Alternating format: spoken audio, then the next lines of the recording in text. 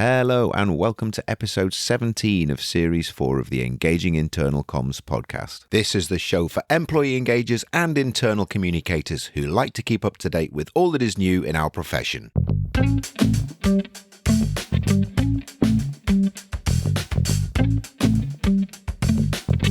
My name's Craig Smith from The Big Picture People.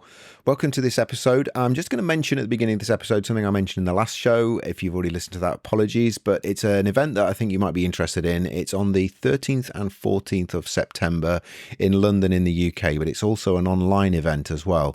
And it is an employee experience conference. Some fantastic guest speakers, people like Stephen Fry, actor and broadcaster, but also people from the world of employee engagement and internal communications from a wide range of very, very high profile organizations and also some very, very senior professionals. So real opportunity to gain insights and to tap into their knowledge and expertise as well.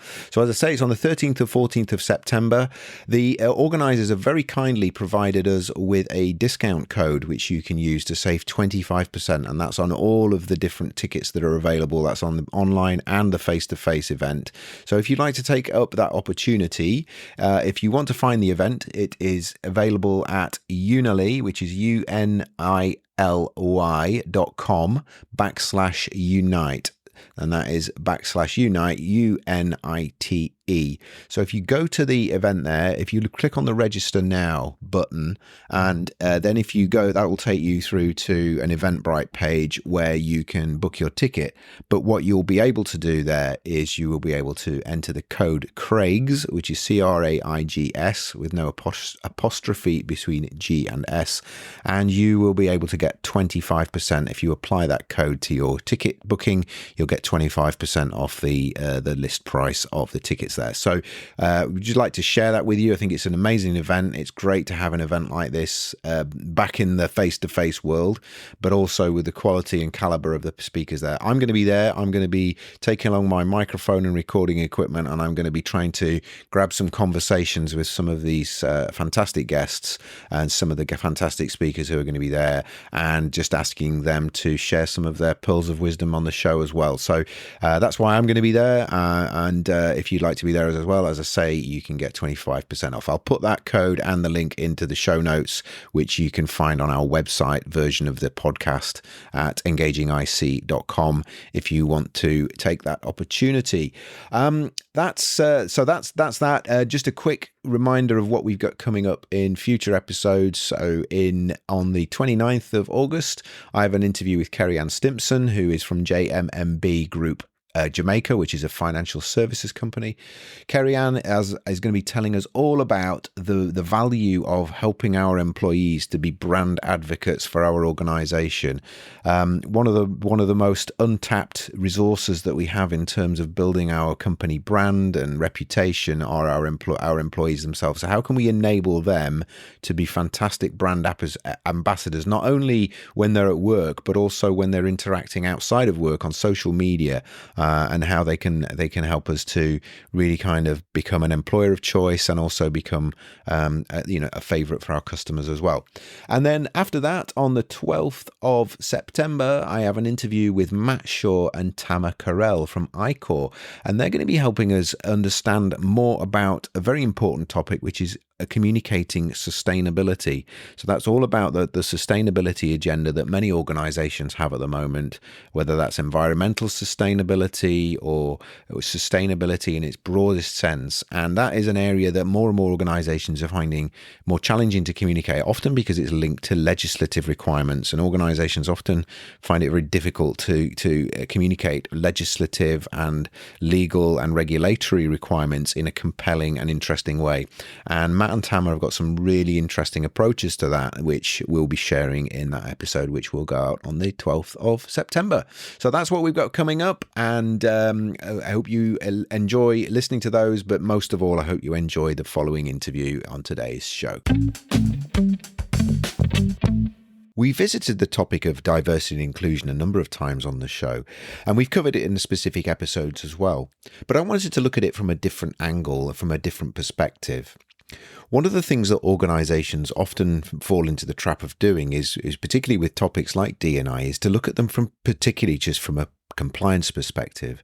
That is, it's either legislative or something that we've got to deliver either through our obligations legally or through our obligations to our employees. And there's a tendency to see it as something that we treat as a tick box exercise and that we execute on that basis. And I wanted to look at it from a more human perspective, and particularly how do we actually walk the talk and actually deliver this within our organizations from a perspective of humanity and wanting to create a working environment that is inclusive and gives people a sense of belonging and allows them to bring their whole self to work. So my guest today is someone who's going to give us some insights into that from her work, and also to help us to understand how the importance of language really plays into that whole D&I space. We're also going to look at the importance of making sure that there's a connection between our internal communications and our espoused approaches to D&I, but also to make sure that that aligns with our external communications, not just from a branding and marketing perspective, but also our internal policies and documents that we use are fully inclusive and acknowledge the fact that the lack of inclusivity can be sometimes embedded within our whole systems and networks within our organization from a process perspective. We're also going to then finally finish by looking at the role that we can play as internal communicators, as employee engagers, as organizational development specialists in helping our organizations to make these cultural changes that we need to make in order to make them more diverse and inclusive. And my guest will look at both ends of the spectrum in terms of our budgets, in terms of if we have very little resource and how we can be resourceful and make a change with ourselves and make an impact. And also, if we do have a budget, how we can invest that appropriately and make sure that we get that relative return on investment from our work on D&I. So that's what this episode is all about, how we can drive more diversity, inclusion, and representations within our organizations. My guest today is Jen O'Ryan. Jen is a consulting editor specializing in inclusion, diversity, and representation. After an extensive career of instigating change at Fortune 100 companies and a few small but mighty startups, Jen started Double Tall Consulting. This new company would fill a gap faced by many organizations: how to get their inclusion and diversity initiatives from good intentions to effective, measurable, meaningful results. Jen now works with businesses, leaders, product owners, writers who want to get their messages across to a broader audience. Organizations bring Jen in to design their content, culture, and processes to be more inclusive. So, hello, Jen. How are you? Hello, good. I'm doing very well. Thank you. Thank you so much for having me.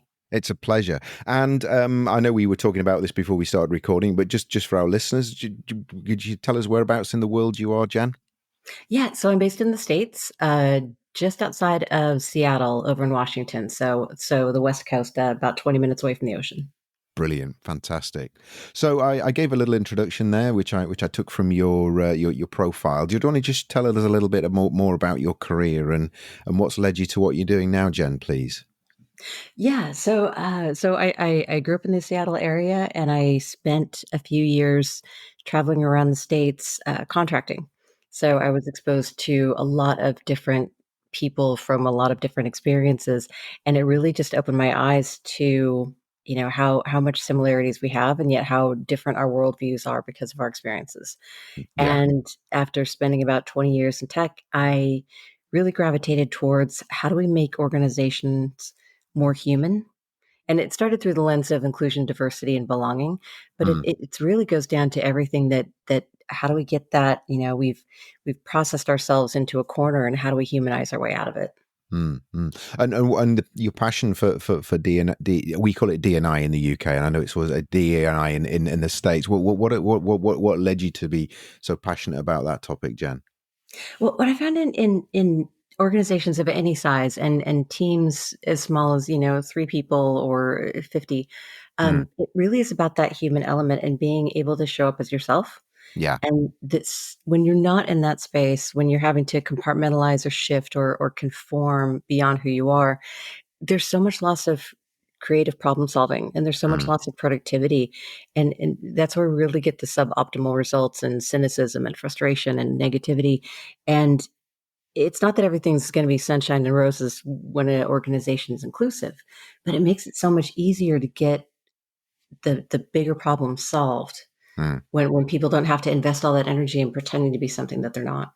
Yeah, yeah. I think it's that sense of belonging and feeling you can bring your whole self to work. I think is really, really important, and yeah, often paid lip service to. And I think that's what we were going to talk about, because I think we both had a shared uh, experiences of working with and perhaps in organizations where there was a very much a kind of a compliance. So in the UK, we call it a kind of tick box Hmm. mentality to D&I and diversity and inclusion initiatives. And I know you talk very much about humanizing it. Do you want to just talk a little bit about that in more detail, and your take on that, and your particular approach to that, and how your experiences have maybe shaped that approach as well? Yeah, and that's such a good place to start because it's so common. And what I found in the work that I do, and even talking to colleagues, very rarely is it coming from a bad place. Very Mm, rarely is it coming from a place of malice. It tends to either fall into people genuinely believe that what they're doing is that deeper work, mm, and to them they don't experience the world in that way, and so they don't understand that, well, this is really superficial, and you've got to get to the next level. Like mm, it's not a done, right? And then the other side is people who want to make that change, but they're getting resistance from leadership or their executive team or the person who has to sign the checks and allocate resources.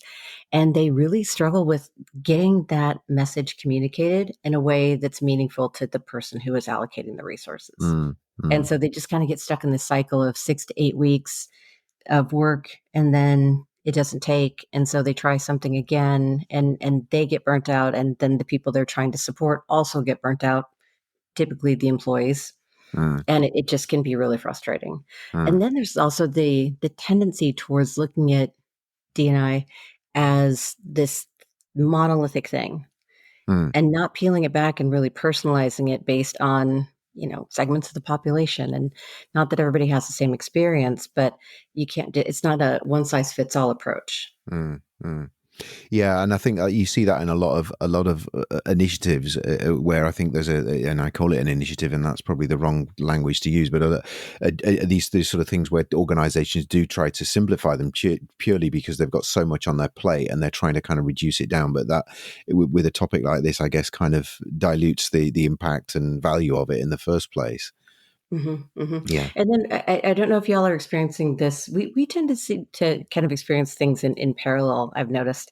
But right now in the States, there's a huge push against, very anti-LGBTQ plus Mm, mm, sentiments and legislation and things like that. And so we're seeing now these large corporations who have taken a stance to be inclusive, and to support the community.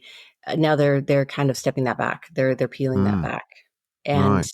and they're relinquishing to this pressure, and that is palatable. I mean, that's you can feel it in the community. It's like, oh, you were standing up for this until it got hard. Yeah, yeah. And where do you think that's coming from? Because that's interesting. I mean, I've probably not had the experience of organizations that you've got in that arena. So, but I would imagine you're right. I think we often tread a very similar parallel path over here, and there's often a lot of similarities. Where do you think that's coming from? That kind of it's kind of too difficult, and is it as simple as that it's too difficult and we're backing away from it, or is it a kind of political pressure or a kind of a media attention? Where do you think that's coming from, Jan? I think oftentimes it comes from I don't think a lot of executives are going to admit that it's because it's hard, but Mm, they're going to say, well, we don't want to be political. mm, And mm. I'm hearing that more and more over the last few years. And my counter to that is always, this is a human's right issue. Yeah, This isn't a yeah. political issue. We think about it in political terms because that's typically where most people talk about it Mm, is mm, in, the legislative arena. and things like mm, that. But these are really human rights issues. If you mm, can be fired for being LGBTQ plus, then mm. that's a human rights issue. Yeah, yeah, yeah. But I honestly, I think every time one of these situations pop up, my first thought is, and my husband can catch this look on my face every time. Somebody didn't get the memo. Like that, you can have it. It's got to be part of the core of Mm, mm, the organization. And if there's one person who's working in, I'll just say a PR team or something like that, or the marketing mm, team or whatever that is.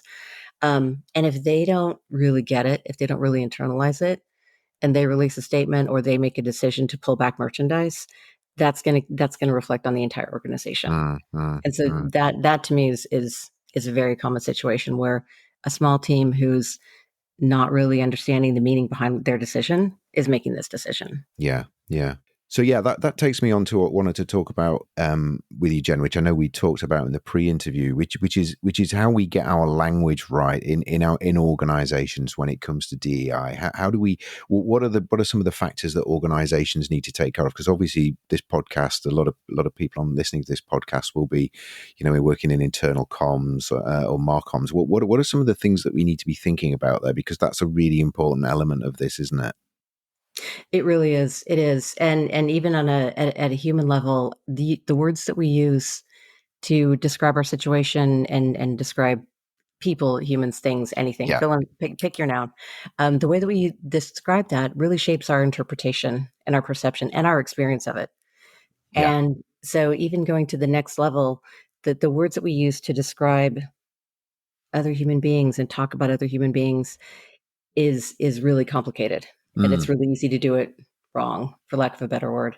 yeah. So, the biggest thing that I caution people to do is just be really mindful if somebody says, this term is outdated, or this phrase has connotation, or Mm, has, the origin story of that term is not great. mm. Um, our first response is always going to be to protect our ego. Yeah. Well, that's not what I meant, or that's not how I feel, or that's not my experience, or I'm fine with it. And really taking a pause, pulling the lens back, and seeing what how that word or that phrase is landing with people who aren't you. Mm, mm. Because Yeah. those people who aren't you typically are going to be traditionally marginalized or historically ignored populations. And Mm, there's an inherent power imbalance in that. mm. And so even if I, as a white cis person, don't take offense to that word and am fine with that word, it doesn't mean everybody should have that word used for them. No, no. Yeah, and I was going to ask if you know some examples of that again without without offending anyone by you, but purely for the purposes of this interview. I mean, you gave an example there. I mean, and again, because I think this maybe links to what you were talking about before in terms of this, not backlash, that's too strong a word, but this kind of reticence to deal with this, or to approach this or have conversations about this in organizations, is this fear of being seen to be, oh, it's just political correctness, it's, this is language we've always used and it's okay, and all of these excuses that people use. And I guess that's kind of part of this challenge that we've got in organizations, is that how do we, and then you alluded to it there, is how do we challenge this without creating that kind of defensive reaction that sometimes people can you can initiate and inadvertently, because they're sort of seeing it as the grammar police, or the word police or whatever. How do we kind of get that balance right? And also, what are some of the sort of areas that we need to be very careful of, and not inadvertently stray into when it comes to the use of language in from a DEI perspective? Yeah, and it's a tough balance because Mm, you on one aspect is you really do need to let people know when terms are problematic, yeah. right? When the word they're using isn't bringing people in Mm, and could mm, be causing harm or offense. mm. Uh, the other aspect of that is that you don't want to be seen as the person who is, like the referee on the field, throwing down the yellow flags all the Yeah, time. yeah, yeah. Because that shuts down conversations, and it really will shut people out of conversations. Mm, mm, And mm. if people feel like they have to regulate themselves around you, they're uncomfortable. And so I always come from a place of I make mistakes Yeah, all the time. yeah, And I live and breathe this, and I do it all yeah, the time. I yeah. will accidentally use ableist language. I was in an airport a few weeks ago, and the person in front of me getting bags after TSA was dropped something, and I'm like, "Oh, Mm. ma'am, you dropped your lotion," and I'm like, I know better than Yeah, you know what I mean? But it is yeah, so it's not I'm not here to correct you, yeah, but it's a parameter. And so I think one of the easier ones to talk about is in examples like this is like, ladies and gentlemen. yeah, And it's not, typically the pushback that I get is like, well, you're saying there aren't men and women. I'm saying there are men and women. It's not just men and women. yeah, yeah, yeah, and And ladies has a social connotation. I mean, ladies yeah, has implication on it. And so, yeah, so that's kind of a starting point. It's like, let's just be really mindful and precise about what are you trying to convey yeah, yeah, rather and than that just using these terms that we've been using since we were in the eighth grade. Yeah, and that's really interesting actually because I've noticed that I've become much more aware of that recently because I do a lot of I do a lot of facilitation and I do a lot of group events and that's something I've and it's amazing once you become aware of it how you do you become aware of it and therefore you change what you do and that was something that someone pointed out to me I think it was probably a couple of years ago and I never even thought about it totally like you kind of alluded to there can be blissfully unaware that that might be not unexclusive but you know what I mean I kind of excluding people is just to sort of ladies and gentlemen and not recognizing so now I'm always kind of non-gender specific. I always talk about folks and us and let's all get together rather than okay let's get a start, ladies and gentlemen, which is what I always used to say, and I've become very very tuned into that now. So that's a really good example actually, and again it's not about a sort of political correctness. It's just recognizing that that isn't as inclusive as we may think it is. So yeah, Yeah. that's a And I'm also a huge fan of bringing out movies like 9 to 5, like, hmm. as an example of Oh this yeah, used yeah. to be okay. And it Hmm. wasn't that it was okay, it was never okay. But the people Hmm. who had the microphones, the people who were telling the stories, the people who were making the movies thought Hmm. it was okay. Hmm. And we've learned and we've evolved and we have this amazing capacity for vocabulary. So let's just take a minute and figure out what are we really trying to say Yeah, yeah, when we yeah. use words. Yeah, yeah, exactly, exactly.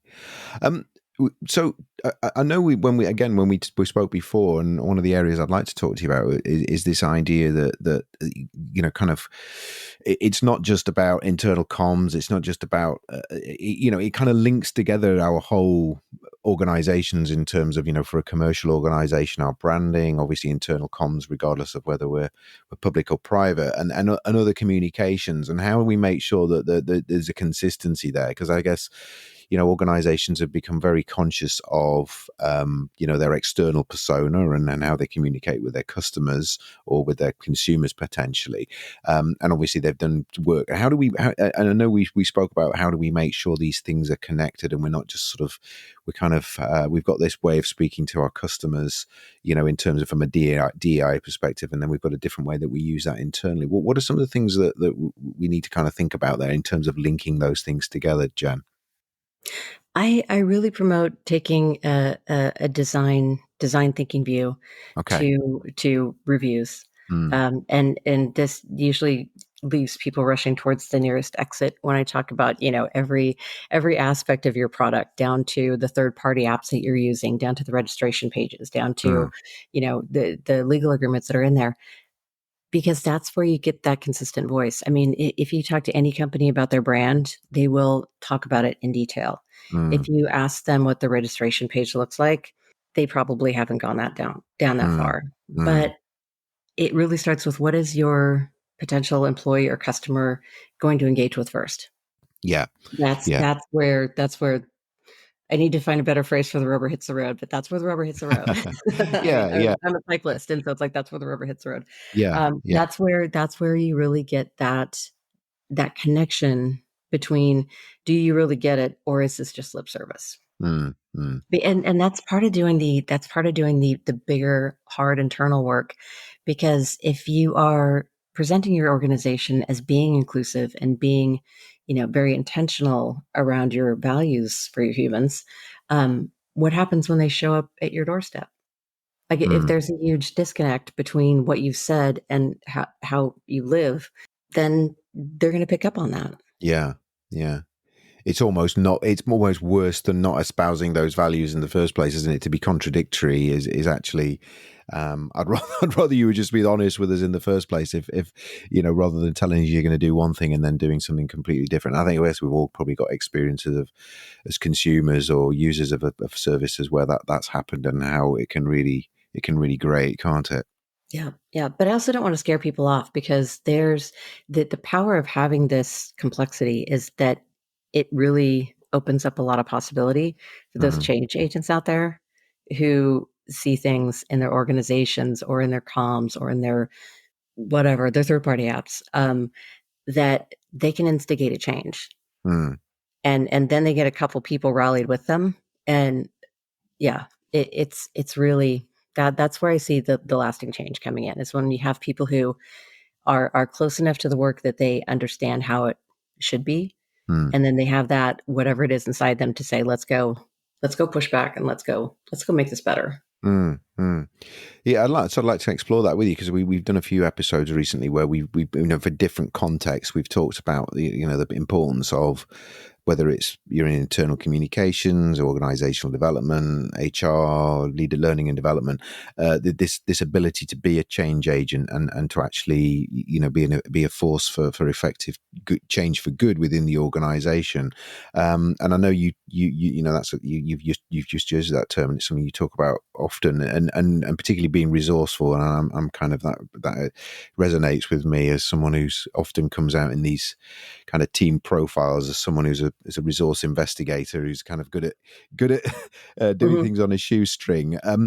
It'd be good, I think, maybe just for people who are listening to this, to think, well, where do I start? Because I kind of, everything you've said resonates with me, but like you said earlier, it can sometimes feel a little bit daunting. It can feel a bit, where do I start with this thing? It's a bit like, it can sometimes feel a bit like boiling the ocean, to use another metaphor. But what are some of the things you'd recommend? And I know you'd said sometimes it's good to think about, well, what do I do if I've got a big budget, and what do I do if I'm kind of just someone who's doing this on my own, with my own kind of hands and arms, and my own kind of my own resourcefulness. What are some of the things you'd sort of recommend at those different ends of that spectrum, Jen? Yeah, I would never eliminate somebody of making change on the amount of resources, and you and I are so aligned on that. Yeah, But it really just it start oftentimes what I see is, if there's a meeting, and something's happening in the meeting, everybody will look around to everybody else to see how they should react. yeah, And oftentimes, if one person just jumps in and says, "This is not okay," like, what you're saying, what you're doing, whatever is not okay, that can be enough to disrupt it. yeah, But if we're talking about like the systemic change, those change mm, agents where they see it could be better. My first instinct is to have them really start with what they can control. mm, And control is an illusion. We all know that. But yeah, what you can control is the words that you use, and mm, modeling behavior, and how you interact with people when um, something needs to be disrupted, if it's a behavior or language pattern or something. But really raising those issues. And I've seen a single recruiter change how an entire enterprise does their candidate follow-ups, just because she saw a problem, she saw it was negatively impacting all these individuals who really wanted to join the company, mm, and she pushed, and they changed it. And it didn't happen overnight, and it's not always going to work. But yeah, start with what you see as the issue. Do the research that you can, and then just start implementing these small changes within your realm of control. mm, And then that typically will signal to other people who also see the change, mm. and bring them on board. Mm. Yeah, yeah, very much the sort of Covey circles of concern, influence, and control, isn't it? It's very much about start. It starts with you, and as you say, in inverted commas, what you can control is the way you respond, the way you react, the way you communicate, and the way you then start to support and coach others, so you can influence them as well. And like you say, I think it's that, having that empathetic approach, isn't it, to sort of Mhm. recognizing that I do this, and I recognize recognize that in myself, and if I can help others to be more aware of that and more conscious and more deliberate in the way that they communicate and they use the language they use, then that can start to really amplify your own impact as a change agent, can't it? Yeah, yeah. And the biggest thing, and I say this again as a white cis woman, Mm, if you are doing work to support somebody whose lived experience is not your own, mm, so somebody who's from a different segment of the population, different background, who's typically marginalized, make sure that you're doing it for the right reasons, one, but make sure that you're bringing that experience into the table and mm, being more of a co-conspirator mm, and see how you mm. can amplify their voice, but make sure that it's in support of them and not Mm. because you observe what you see to be a problem and now you're gonna, grab your sword and charge up the hill and Yeah, save the day. yeah, yeah, yeah, Like yeah, they are the experience in their lived in their life and their worldview, and just making sure that you're doing it in support and that population that you're intending to supporting is is there. yeah, yeah. That's a really good point. Um, so we've talked about what you can do if you're relatively limited in terms of resources, and I know it probably sounds like it's not a problem, but my experience is sometimes having the kind of corporate um, paycheck be the bit the financial resources behind you sometimes can also be equally challenging in that, well, where do I start, and you can potentially not waste that money, but you can spend it on things that actually aren't going to give you the impact. If you were talking to an organization that was maybe more kind of had more abundant resources, and we're talking maybe finance and people, what are some of the things that where would you start there? Because again, that can sometimes feel overwhelming, and where, how do I allocate those resources and divert that energy and attention to this? Yeah, and oftentimes those resources comes with a lot of expectations. So if you Yes, have a huge yes, budget, yeah. you're like, okay, well, it's been 3 days or 3 months. How Hmm. come you haven't done anything? Yeah, yeah, So yeah. yeah, well, and yeah. I mean, that's like I think we talked about this earlier in our conversations, but LinkedIn announced, I think 2020 was the fastest growing C-suite title was Chief Diversity Officer. Mm, mm, And I was encouraged by that, but I was also questioning, well, how is that aligned in the company? Like, are they rolling up through an HR team where they will have HR agenda first and then mm, the diversity and inclusion? mm. And my second thought was, well, give me a chief diversity officer and 3 program managers who are motivated, and we'll change the world. Yeah, We yeah, need both, right? yeah. But if you, yeah, so say that you're somebody who has an appropriate budget, resources, allocation, uh, and able to independently make decisions. Mm, My first recommendation is get a very diverse range of perspectives on the team mm, so that you can avoid the groupthink and the silo and all of everything that comes with that. mm, And then get yourself a whole bunch of experts because people tend to look at DEI as this overarching thing, and it just isn't. It's mm, it's it's very nuanced. It's very subtle. It's very you go deep into these different lived experiences that don't necessarily translate all the time, and yet are intersectional because humans are never just one thing. mm, mm, And then just do the work and find out when you're finding these experts, find out why they're in it. Why why are they doing this work? mm. Because it's not that you can be a consulting firm in this arena and then all of a sudden now you're doing DEI work as Yeah, well. yeah, Like yeah, like there's a very specialized nuance and background to it. And yeah. and just making sure that everybody who is working on this has your best interest at heart. Yeah, yeah. I guess there's. I mean, again, I don't want to draw any crass analogies, but I know I spent part of my career working in health and safety, and again, as I say, I don't want to kind of draw any sort of inappropriate analogies, but with working in health and safety, I had a very very similar kind of challenge, which was often seen as a compliance based thing and something that that we could kind of then delegate to our safety department, as it were. And I guess there could be a risk in organizations, having a dedicated resource for inclusion and diversity, that there's sometimes seen as well, I'm a manager, it's not we've got to team who deals with that, rather than actually recognizing that actually, no, you're a manager, you're a leader in this organization. It starts with you. I'm here to facilitate that and support you and give you the tools, but also coach you and guide you, with my team to help you. And it's very much the kind of, I guess, the transition we saw in, HR business partnering versus personnel or HR departments a few years ago, or a long time ago, I guess, when they were just seen as kind of, they did all the processing and all the kind of disciplinary stuff, whereas the managers sort of, just thought it was their responsibility to do that rather than part of their leadership and management role. So I guess that's one. Is that fair to say, or is that inappropriate, do you think? No, I think it's very fair to say, and I think that there's a lot of similarities because this is not. I mean, my comment is not meant to disparage Mm, any company agency, but because you do need that, right? You do need those policies. You need the framework, mm, and it's not that it's necessarily a tip box, but you need to have elements in place yeah, because not everyone's on the same point of the journey, yeah, and so you do need to have those parameters, but you also need the ceiling. And that ceiling needs a skylight. And it yeah, needs somebody who is looking out and saying, what are we not thinking about? What are the absences? Who's not in our organization? How are people being treated? How are they experiencing this organization? yeah, yeah, And really building it out that way. yeah, And I think we have a lot of experts in laying that foundation, getting the policies, organizational assessments, things like that. And really the educational component comes in there too, because you have to be able to educate your people leaders and HR and recruiting and executives.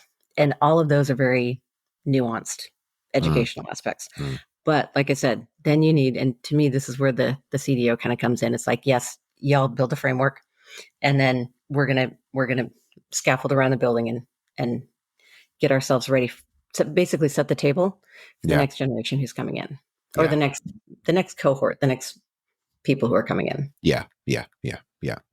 Yeah, excellent. So, any final tips, Jen? I know you've given us some very practical ideas there already, but any kind of, just in terms of just kind of final call to action for anyone who's who this resonates for. Hopefully, that will be a lot of people. I'm sure it will be. But any final sort of top tips from you, Jen? Yes, for the change agents out there in the world, never underestimate your ability to influence. Mm, Even if you don't get the change that you want in your organization, it has a splash and ripple effect out into the mm, community, and other people will experience the change that you're working. And then there's hope. Like this work can be really difficult and really heavy, and it feels like it's not making progress fast enough. For some people, it might feel too fast, but just keep hope. Just keep hope and take breaks when you need to, and hydrate. excellent. Yeah, I love that one. Hydration is Especially, very important. yeah, definitely. Yeah, definitely. Especially this time of year, which, yeah, it's very warm where we are. And that sounds like it's Yeah, getting if it warmer where impacts your you are. cognitive ability, it makes people crunchy. Just hydrate. Just Yeah. take care of yourself. Cool. I love it. I love it. Excellent. Well, that's been really interesting, Jen, and really helpful. So thank you. Just before we finish, I just wanted to just talk about any links that we can put into the show notes. So I'm going to put your LinkedIn profile link, if that's okay, with your permission, just to make sure if anyone wants to pick up with you directly, they've got an easy way to contact you. Have you got any other links that you'd like us to share with our listeners? Yes, if anybody would like to connect or learn more about my work or just have a chat, website is pagingdrjen.com. Yeah. Okay. We'll put a link into the show notes to that. So if anyone wants to pick up with you either that way or through LinkedIn, they can do as well. And yeah, that's fantastic. So thank you so much, Jen. Really found that really interesting and a topic we've covered D and I from different perspectives, but I think from this kind of language perspective and this very practical perspective that you talked about, really helpful and really interesting. So I wish you all the best for the rest of the summer and the rest of the year. And hopefully our paths will cross again, and maybe we'll get you on the show again at some point in the future to talk about some other aspects of your work. Awesome. That would be fantastic. Thank you so much again for having me. My pleasure. Thanks, Jen. Thank you. Bye bye. We hope you've enjoyed this episode of the Engaging Internal Comms podcast. If you've got any ideas for episodes you'd like us to cover in future, you can email us at info@thebigpicturepeople.co.uk, or you can use the feedback form at engagingic.com. If you're not already subscribed to the show via your podcast platform, please do so. And if you could leave a review for us, that would be absolutely fantastic. We have links to other episodes at engagingic.com. All of our previous episodes are available there. And if you're interested in our visual communication services, our big pictures, our learning maps, our explainer videos, and also our live graphic recording, please get in touch with us again at info@thebigpicturepeople.co.uk. Thank you.